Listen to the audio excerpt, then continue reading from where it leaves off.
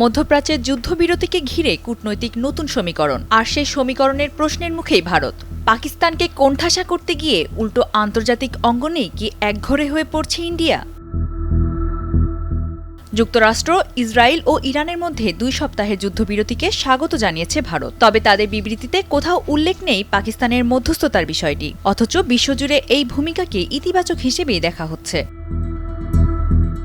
কংগ্রেসের নেতা রশিদ আলভি বলেন, পাকিস্তান যা করছে সেটি ভারতের করা উচিত ছিল। অন্যদিকে ভারতের পররাষ্ট্রমন্ত্রী জয়শঙ্কর আগেই জানিয়েছেন, ভারত মিডিলম্যান হতে চায় না। অন্যদিকে সাবেক কূটনৈতিক নিরুপমা মেনন রাও বলেন, এটি পূর্ণ শান্তি নয়, বরং নতুন কূটনৈতিক পর্যায়, যেখানে সংঘাত ও আলোচনা একসঙ্গে চলছে।